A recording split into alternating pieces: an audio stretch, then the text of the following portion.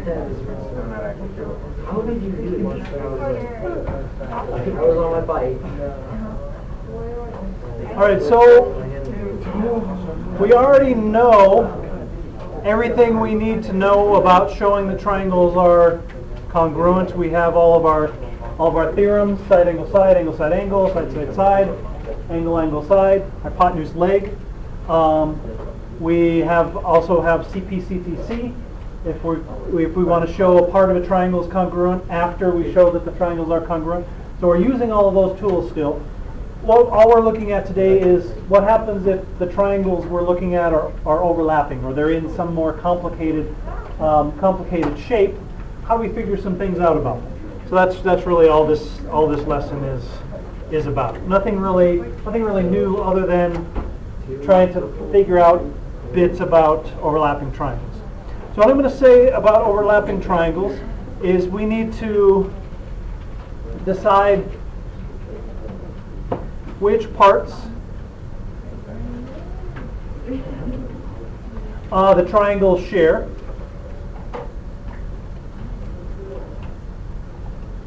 or which parts are important.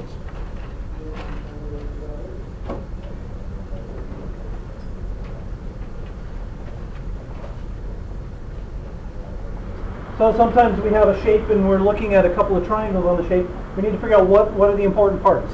So that's one of the questions that we need to answer when we have overlapping triangles. And it can be helpful to redraw the picture.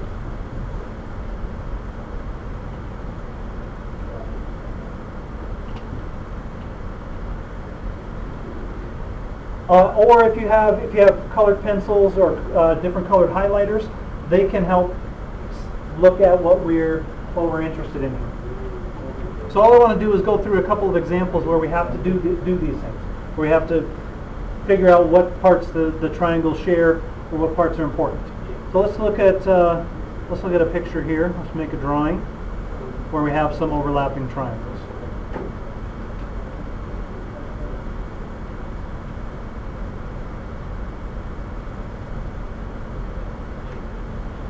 So there's a picture, and we have several triangles in this picture. And I'm going to call this W, X, Y, and Z for those points. And the question is going to be, what parts do triangle WXY and triangle WXZ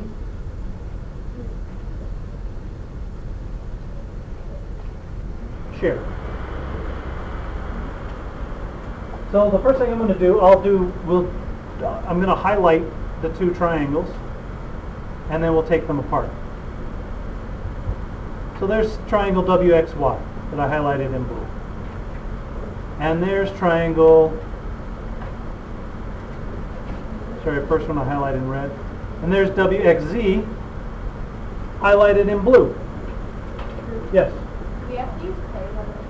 You don't have to, but if you have them, it can be helpful. So what part or parts do these two triangles share? Segment XW, right? Where I've colored both pieces. So I'm going to say segment XW. And it can be helpful. Let's redraw these two pictures separately. You don't have to, but it can be helpful.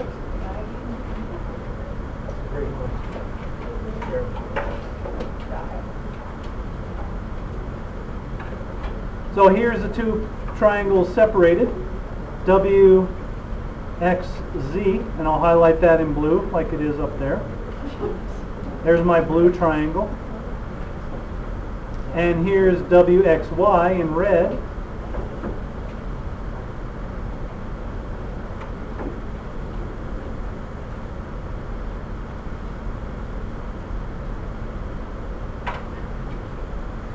So if we were doing some kind of problem with this, and we were doing a proof or we needed to figure some other things out, I'm going to say segment XW over here, so I have a little more room.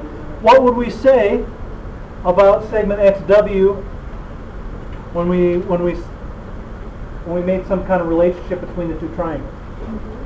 It's congruent to itself, right? Yeah. So we could mark it like this.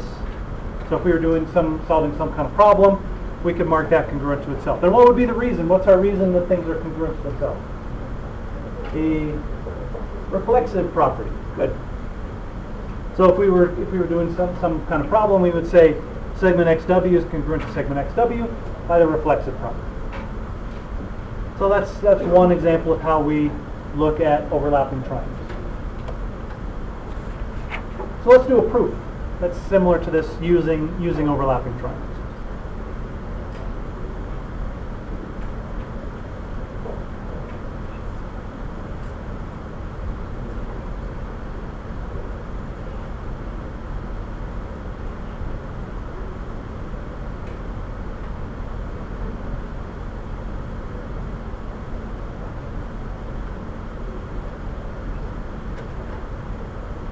All right, so here's our example. We're given here that segment RT is congruent to segment US. So here's where it can be very helpful to separate these triangles. Because if I marked segment RT and I did this, and here's US, and did something like that, it would be hard to tell. Are we talking about that whole segment? Are we talking about this piece? And if I put the mark over here, would I be talking about that segment? Would I be talking about the whole piece? So that's why it can get confusing. So I'm going to erase those. All right, so we're given RT equals US, and we're given that angle URS.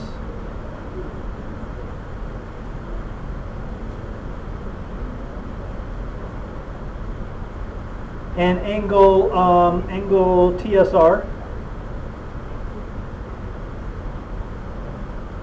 are right angles.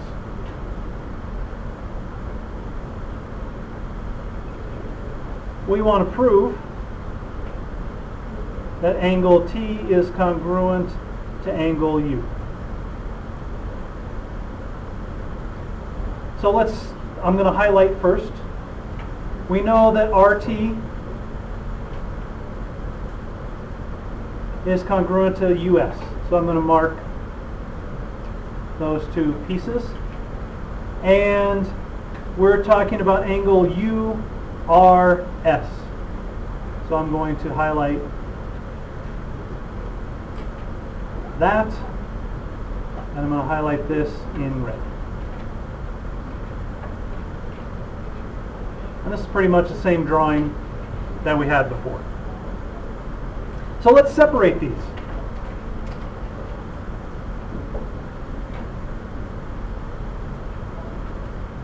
Here's one. I'm just pulling these triangles apart, and I'll highlight them here in just a second. So here's my red one, and here's my blue one.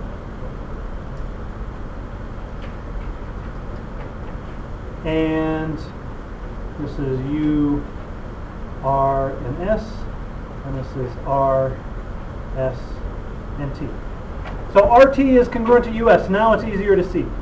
Here is RT, here is US.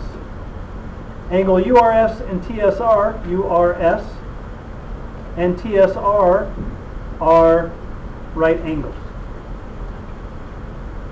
And which piece do these two triangles share? Segment RS. So I could mark that. So rather than do a two-column proof, we're just going to write things down as we figure them out. So I'm going to say segment RS is congruent to segment RS. What would be our reason there? Reflexive property. Well, we have two triangles here. Which piece of the triangle is this? A hypotenuse. Which piece is this? Leg. So what can we say about the two triangles? They're congruent by hypotenuse leg. So I'm going to say triangle RSU is congruent to triangle, what angle matches up with angle R? S. What matches up with angle S? R. And then T. And what's our reason? Hypotenuse leg. We saw that 90-degree angle. We hoped that we could use hypotenuse leg. Now we know that the triangles are congruent. Now why can we say that angle T is congruent to angle U?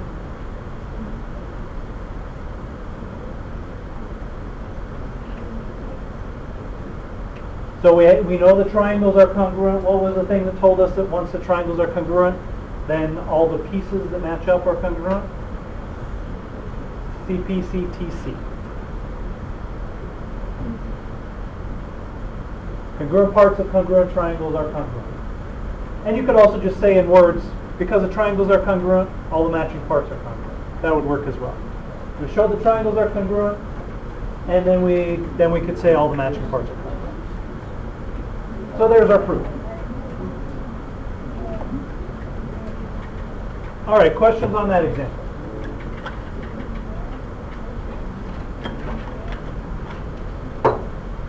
All right, let's look at another one.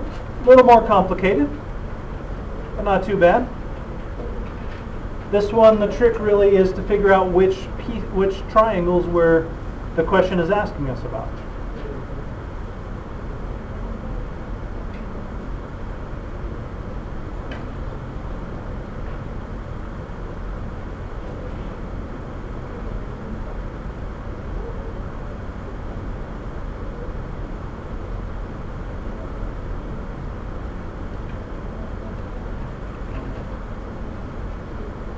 And this point in the middle is going to be E. And we're given that segment AE is congruent to segment BE, and that angle C is congruent to angle D. E is this point right here in the middle. Well, let's see if we can mark these pieces on the two triangles, and we're going to prove that segment BD is congruent to segment AC. So AE, here is segment AE. It says it's congruent to segment BE. So I'm going to mark that in a different color because that's going to be part of our different triangle. And angle C is congruent to angle D. So we know that is congruent to that.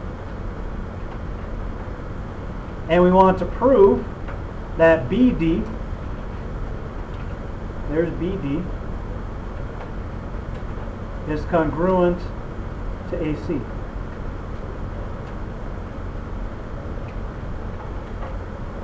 So which two triangles, so we're going to go about this the same way. We're going to show a couple of triangles are congruent, and then we're going to use CPCTC. So which triangles do you think we're looking at here? AEC and BDE. So these don't necessarily overlap. We just had to figure out which ones we're looking at, because there are lots of different triangles in this. So let me mark this. So we're looking at that triangle and that triangle. So let's redraw. I'm going to redraw that now. So here's our picture.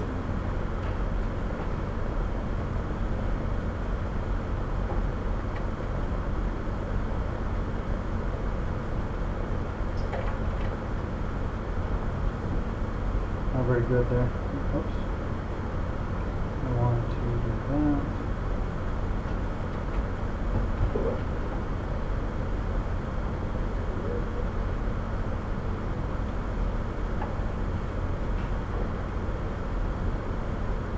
My drawing isn't exactly the same, but we get the idea there.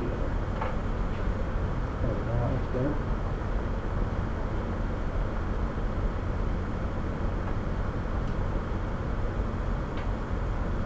All right, so we know that those two are congruent.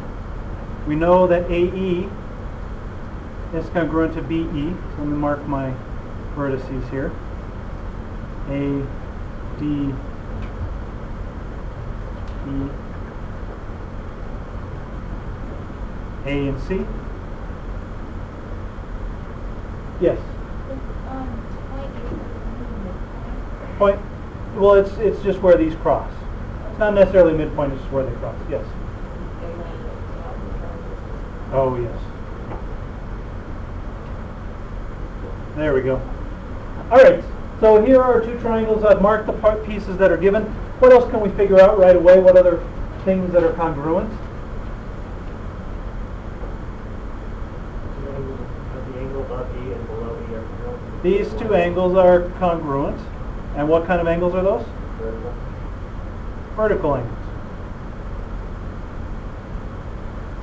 Now do we have enough information to show these two triangles are congruent? Angle, angle, side? Yeah. Yeah? So I'm going to say that angle BED is congruent to angle AEC. And what was our reason there? Vertical angles. Now I can say the triangles are congruent. Triangle BED is congruent to triangle AEC. And what was our reason there? Angle, angle, side.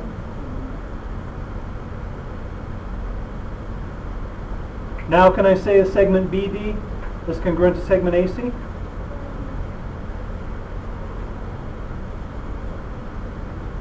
And what's our reason there? CPCTC. Because the triangles are congruent, all the matching parts have to be congruent. So same kind of proof. This one, it didn't turn out that we had overlapping triangles, but we didn't have to use the triangles that overlapped. We just had to separate out the piece that was interesting to us. And that was this set of triangles here. All right, questions there? Okay.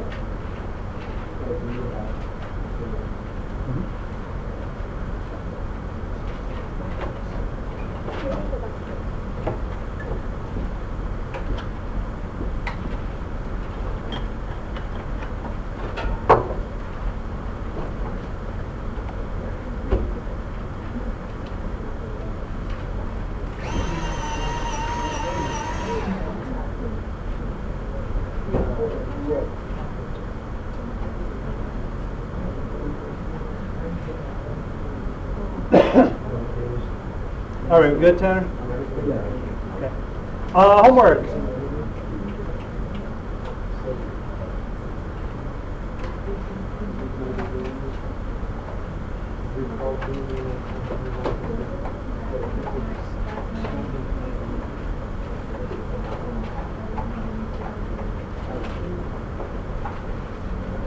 All right, there you go.